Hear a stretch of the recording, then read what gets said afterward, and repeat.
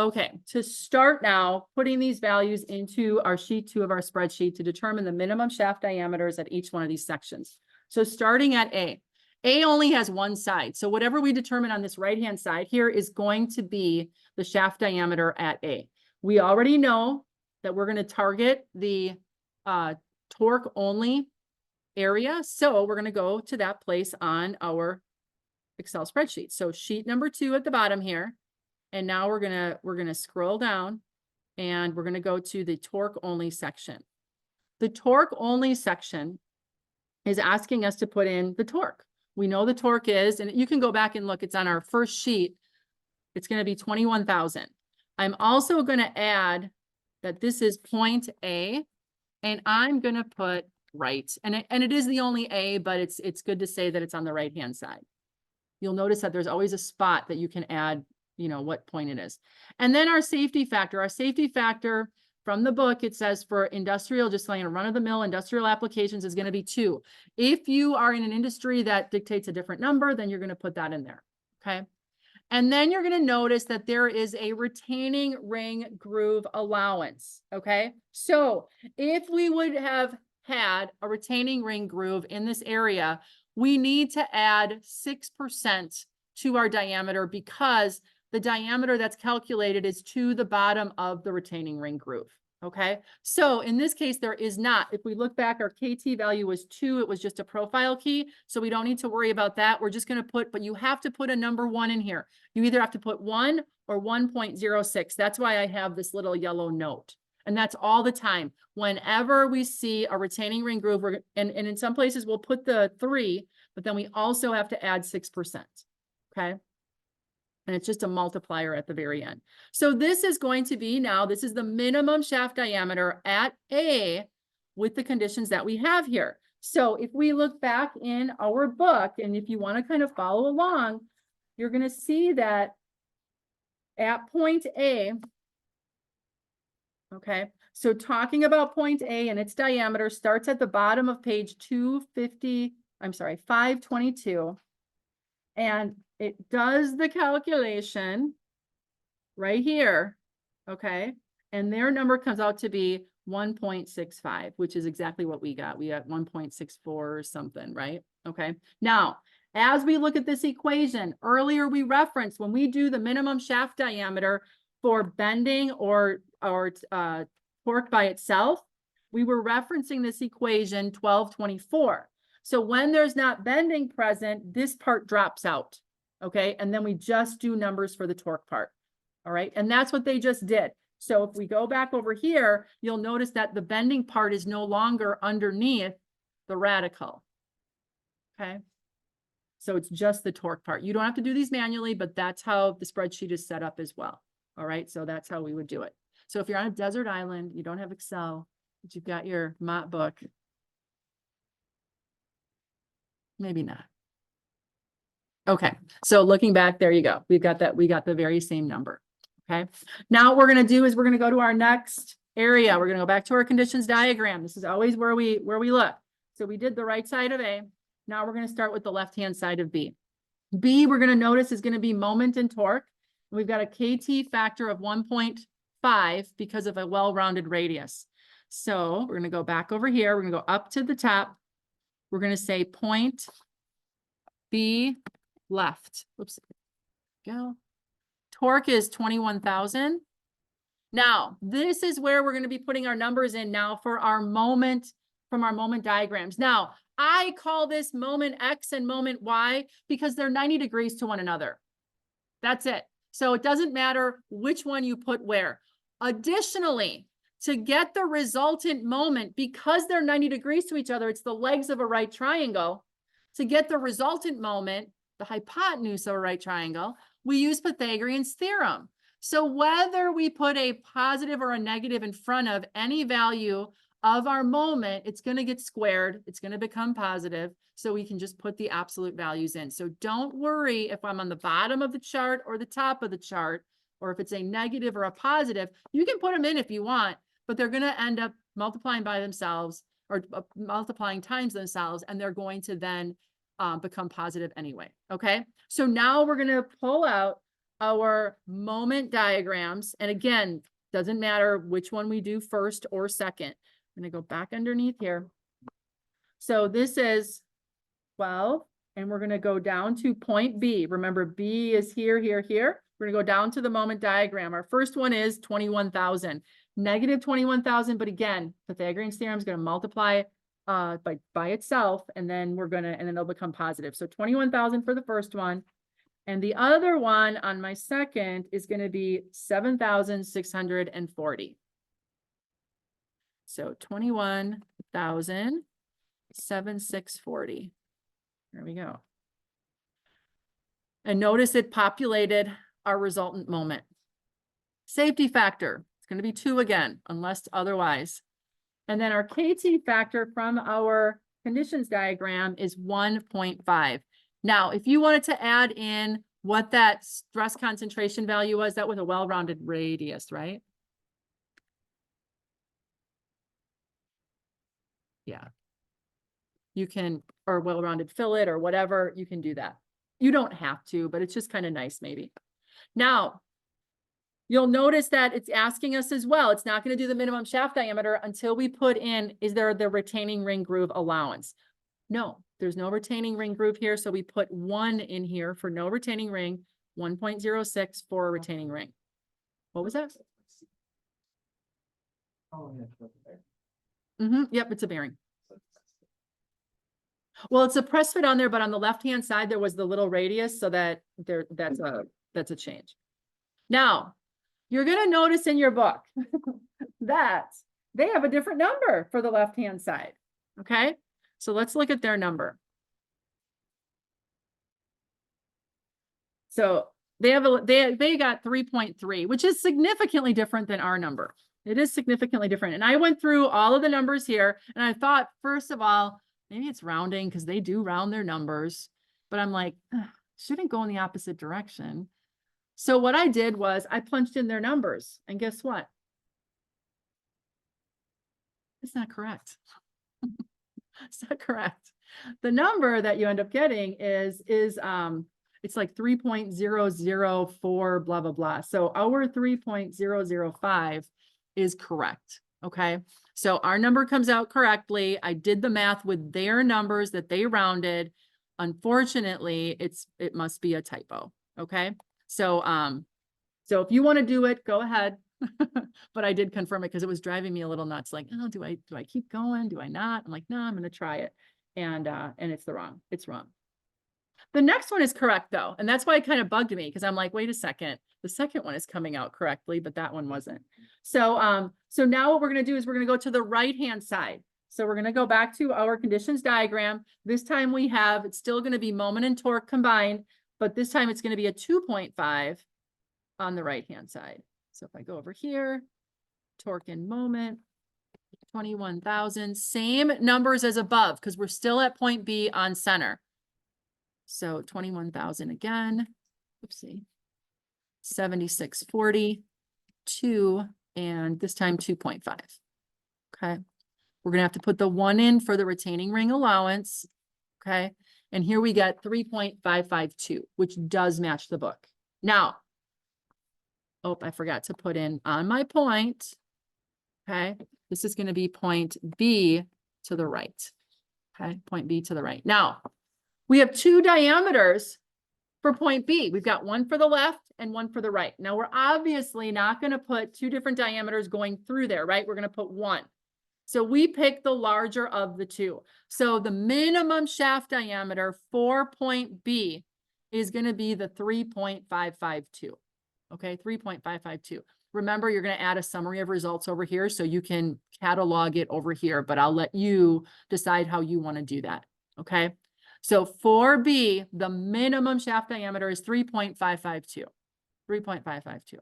Larger of the 2 when we look at the left and the right. Okay, so we've got B done. Let's go back underneath our conditions diagram. Now we're going to do C. C to the left is torque and moment, and we've got a KT value of 2. So we'll go back to our spreadsheet, torque and moment again. So there's going to be a third one here, but this is going to be point C left. Torque is still 21,000. Now here I've got to move on to the right on my shear and moment diagram. So I'm going to go back to my moment diagram. And on my first sheet here under C, I've got 16,800 as my moment value. And then I'm going to turn the page, and at C, 12,230. 16,800. So again, it doesn't matter which one is where. 12,230. Okay. And then I've got 2 for my safety factor, and my KT value on this one was, this is left-hand side, it's 2. Okay. And as I scooch down here, I do not have a retaining ring here, so this is going to remain 1. So 3.223 left-hand side of C. And if we go underneath our book, you're going to notice that, sure enough, 3.22, this is point C, left-hand side. Okay. All right, so good. Right-hand side of C is going to be moment only. This is where the torque leaves, right, on center. So there's no torque on the right-hand side we saw up here. So now we're going to have a retaining ring, and we're going to be moment only. So we're going to go down towards the bottom of our spreadsheet, past the torque only, past the vertical shear. It's the last section here. This is going to be point C left.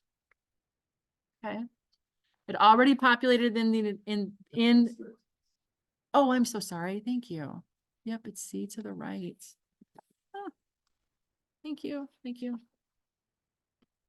Safety factor is still 2. We are gonna do the same moment values. I gotta look back up. It was 16,800 and 12,230. There we go. KT factor is 3 this time because of a retaining ring. So now down here, oh, I hope that's okay. Okay, well, we'll see. Down here, we need to put in 1.06. What did I do wrong? I have 16,800. Oh, sorry. It's the moment. That's different. Why do I have a reference by 0? Same. Hold on 1 second. I'm going to pause the recording for a second.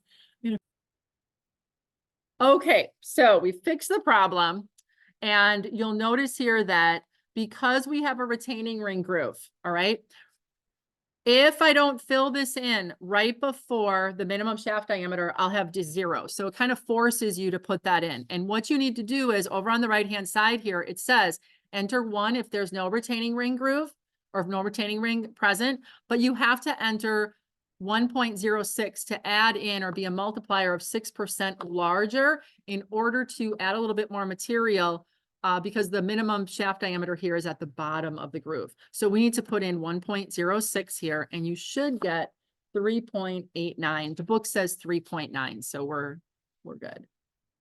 Okay, so we should be all set, and now the spreadsheet is updated. So that's going to be C. Should add this in here to the right. Okay, oopsie.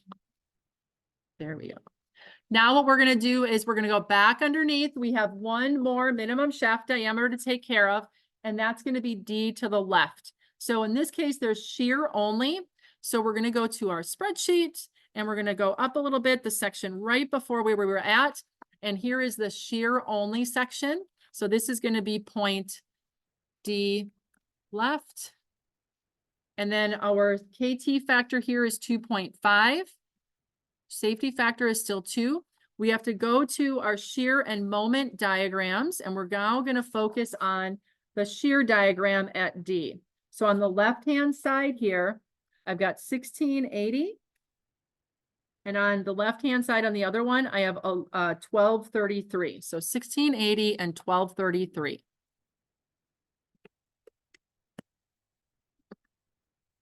There we go. Now you'll notice it doesn't want to do a diameter for me yet because I need to add in this retaining ring allowance. There is no retaining ring present here, so I put a number 1. And here we have 1.096, which should match what the book has as well. Okay. So now I do have diameters left and right or just one side for all of my values in my critical section. Okay. So if we look at our procedure underneath here, okay, our last page here, we did step number 12. We went to sheet 2 and we determined the minimum shaft diameters for each of those critical sections. We used the conditions diagram to determine where to go. We went and we inputted our KT values.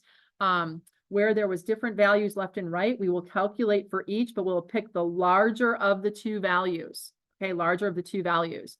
So now what you're going to do is you are going to be submitting to me your full Excel spreadsheet. I just think it's going to be easier because it's going to, otherwise it's going to be super small and you have to multiply, so multiples it. So I think it's just easier to do the full spreadsheet. So upload the full file, but on that third sheet, which we call the summary of results or something, we want to make a list of the minimum shaft diameters that you determined. Okay. So the actual minimums, and then you're going to do the actual basic sizes, okay, to accommodate two things. Number 1, assembly, and then also bumping it up to like a nominal value.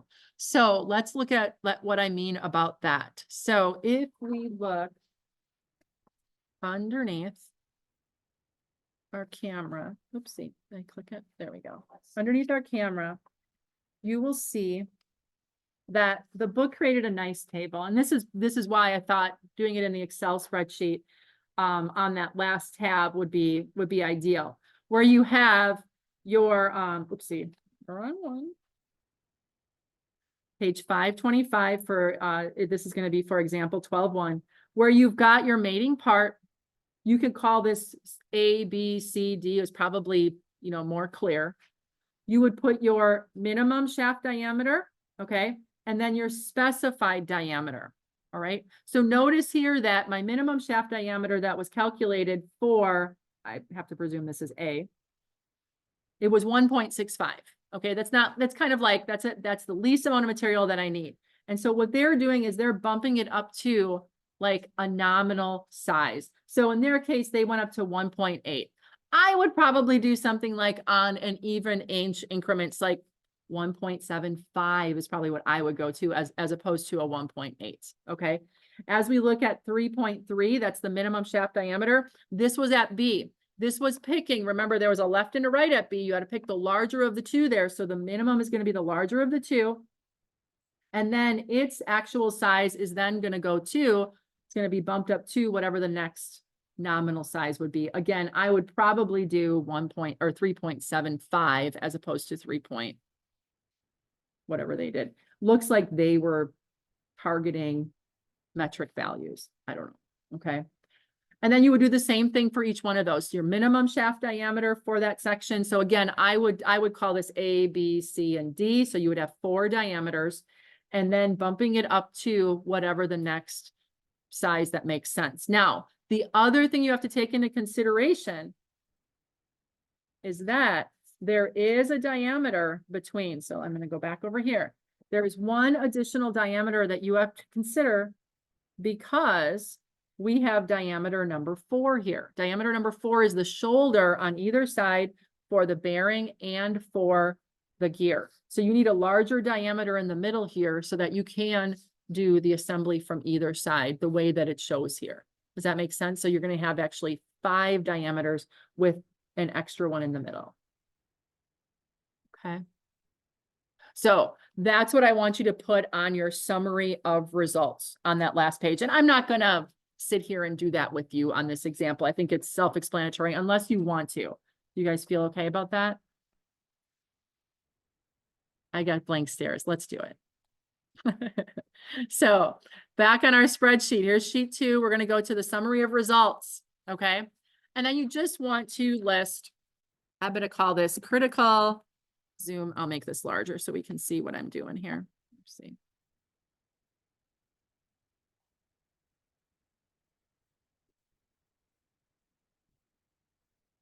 critical diameter or critical diameter.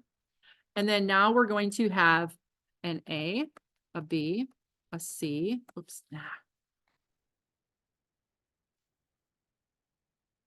a D. And then we're going to have, what should we call that middle one?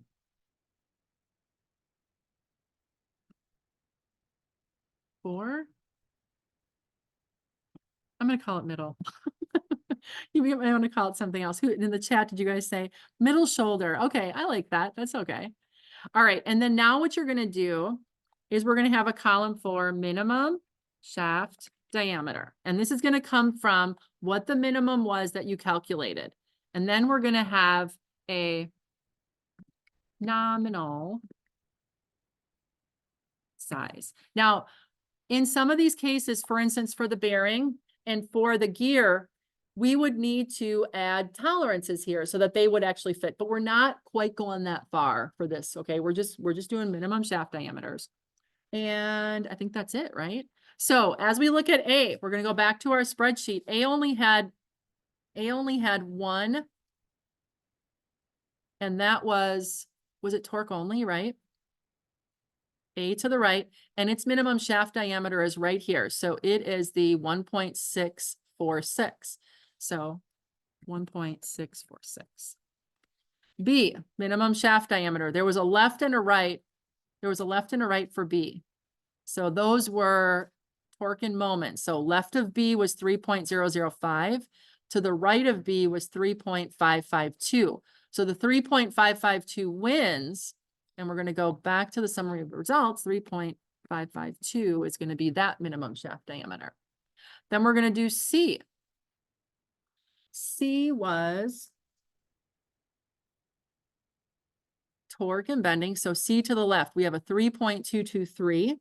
And then we had the moment only. That's where I like went off the rails. I'm sorry. And that one was 3.89. So that one wins. Okay. Now it might seem weird that the bending only beat out the torque in the moment, but remember there was a retaining ring on this side. Okay. That makes a huge difference. That 3 for a KT value. So 3.899. Okay. And then my last one, D, was the vertical shear only, and that was 1.096. Okay, so now our middle.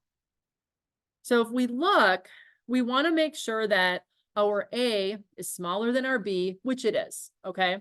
Because if we look at how this is being arranged here, and this is what I'm talking about, taking into consideration assembly, my A has to be smaller than my B because I've got to get my B on first, right? And then my A is going to come.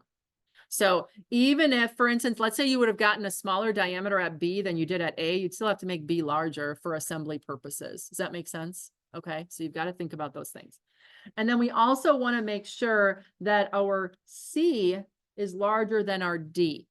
Okay, when we do our nominal sizes. And then ultimately then our very last one, D4 or our middle is going to be the largest. So if I go back over here, I want to kind of check that. My C is larger than my D. My B is larger than my A. So size wise, I look good from either side. So now I can start picking my nominal sizes. So like I said, I have 1.64. I'd probably go up to at least 1.75. That would be what I would target. This might change in the final design phases. Okay. So you're not necessarily held to these, but I don't want you to think that I would put a size out there of 1.646 and tell the machinist to make it. They'd be like, why didn't you put it to 1 3/4? Right? Why didn't you up it to something that makes sense? Same thing here, 3.552. I would probably at least go to 3.625, like 3 5/8, or 3.75 would be reasonable as well. On here, this is going to be 3.8. Oh, I think I'm going to go 4. Okay. And again, this is your call. This is your call. You're the designer. And then for D, 1 point, I'll say 1 1/4. So then my middle, if I have a diameter on my C as 4 inches, do you see how I probably want at least 4.5 inches? is gonna be my shoulder then for these gears, okay? Maybe more. I don't have a layout in front of me, so I would probably say, I'm gonna say 4.5, okay? That's what I'm looking for a summary of results. What is your minimum?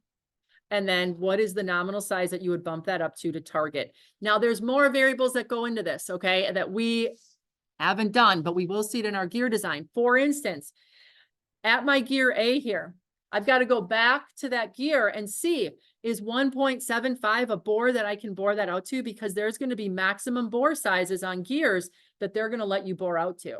And if the maximum bore size is smaller than that, guess what you get to do? Pick new gears. All right. So we'll kind of see this process come together when we do our gearbox design. Okay. Because now we're going to be thinking about not just one element, we're going to be thinking about a number of them at the same time. So it makes it more interesting. So good. So good. So here we're not worrying about gears at this point. We're just bumping this up thinking about basic sizes, because again, you have to consider the manufacturing process and the people who are going to be making this. And they're going to be looking at numbers on a print and wondering, why do you have 1.646? What is that? Right? BJ, you had a question. So what about the diameters between like A and B and C and D? We're not worrying about that. Remember, we're targeting just the minimums. That would come at the design level when you actually lay this out. You would have it, bless you. You would have a CAD layout. And so the places where we're going to have issues are going to be at our bearings, at A, at B, at C, and at D. You're right. They turned this down a little bit, right? And that was just so they didn't have to press. Right. So I'm not worried about that. So, but theoretically, I'm just trying to figure it out, wouldn't the minimum diameter of that shaft be like, say, for example, that bearing shaft, the higher of the two sides? Yeah, that's what we did. Well, no, what I'm saying, like, so D2, for example. D2, okay.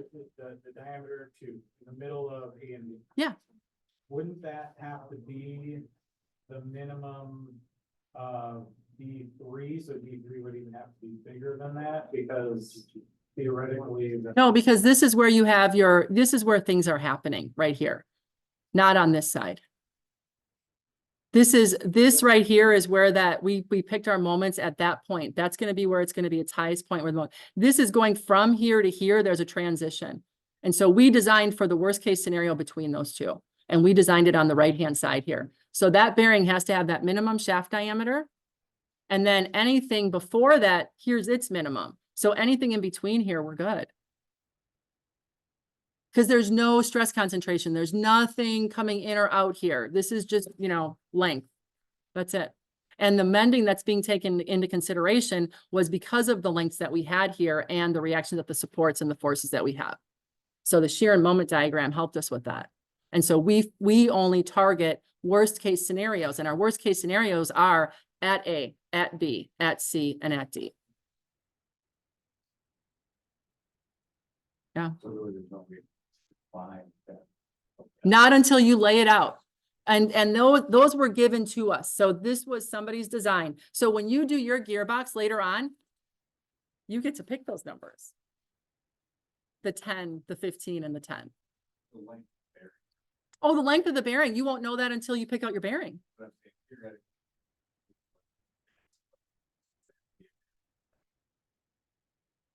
Oh, here? Like this part right here? The bearing part? Yes. That you're not going to know until you pick your bearing. And we haven't picked our bearing yet because we need our minimum shaft diameter. The bearing, remember, is based on the loads, the dynamic load rating, the radial load rating, and then we get a bore. Well, now we have to compare that bore to what is the minimum shaft diameter. Many times the minimum shaft diameter dictates that design. So I only know on center where my bearing is right now. I don't know how wide or thick that is. And that's why we deal with only centers, because that's as bad as it's going to get. I apologize, I haven't pulled up the class, but like, say for example, at A, it's Mhm. like somebody is bending at A, right? It's just pure moment, and if B is the mount, I feel like it would most likely break right here at R2, right?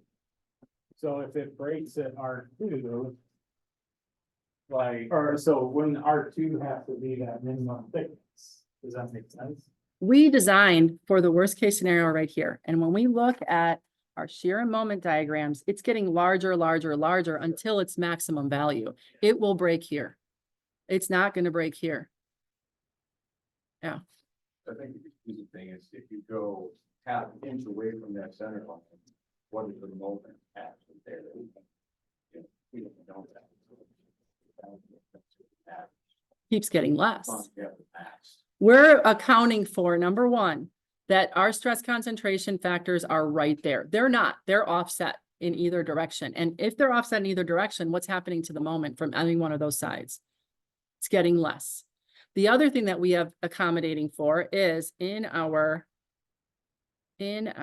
sheet here, that safety factor of 2. We have doubled every one of these minimum shaft diameters. Every single one of them are oversized by 2 times. If you have something that you're like, ugh, I don't really feel good about this, or it's very, very critical, or somebody could get hurt, or now you're putting that up to a much larger number, because all that 2 is doing, it's a multiplier. It's just increasing. So if I take the 2 out of there, it's going to be half that size. So you're doubling it to begin with, and we are treating this like my retaining ring groove is right there. It's not. I'm treating it also like my sharp corner on my bearing is right there, but it's not. So we're already doing more to this than what is necessary. Does that make sense? Does that help you like feel okay about that? Yeah. The only reason I'm asking is because, I mean, technically that D2, if you bring that back up, you know, like, what did we calculate that? So, Well, this one was only, the A was, well, yeah, but, okay, so D3 was, we calculated to be a minimum shaft diameter of 355, right? right, yeah. I can't make D2 like 2 inches. Theoretically you could, but it wouldn't look good. And there's another element. That's when you lay it out as your final design. So like I have 1.6 here and I've got 3.5 there, right? That's minimum, or these are my differences right here. These are the minimums, remember, minimums, and we're bumping them up to the next nominal size. So now when I go back over here, I can make this, I got to shoulder this, so it's going to automatically get larger. I've got to shoulder that so I can locate it. And then I'm only going down a little bit here because I don't want to press that on. Right. And if you are- I guess what's that little bit? You can only go, you can go like 5,000 under like 0.005 for assembly purposes, so that bearing would fit over. So that E2 could literally be, instead of 3.50, it would be 3.495. Sure. If you were concerned about it. Well, So sort of give you a value, you could just turn that down just a slight bit so you can get that bearing. Yeah. But I think you may be just incrementing this a little bit much. Because again, we're already being conservative by saying this is right here. It's not. Our maximum lands here, and we've got a 2 times safety factor built in. You don't know my experience at all. I designed, I don't know, hundreds of shafts that were super high speed for packaging equipment. That was like my thing. And so that's all I did. And so yeah, no, you're valid, but we're accounting for it. It's there. It's there.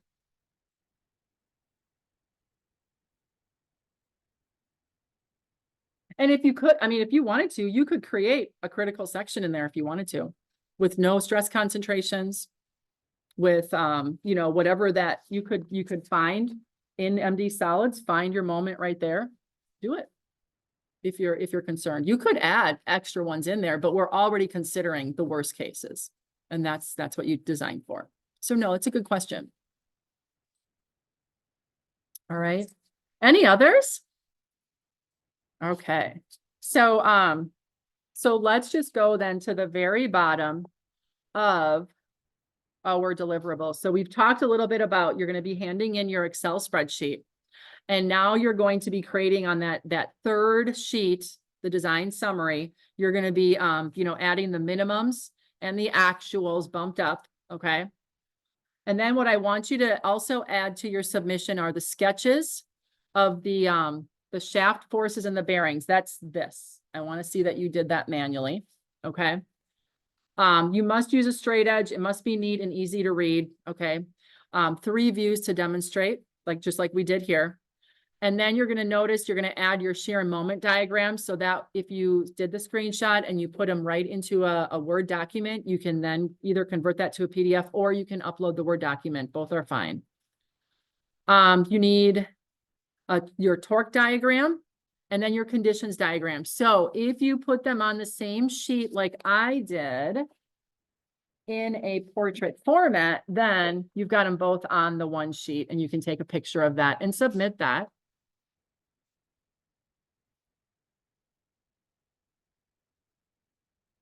And then I've been thinking about this. This will be my gift to you. You're not going to have to sketch a drawing of the shaft. How about that? We'll save that for gear design. So you can take that last part off. The summary that we have on sheet 3 is going to suffice for what we have going on here. I think this is enough. I think this is enough. I'm going to look at our virtuals. Anybody have any questions virtually?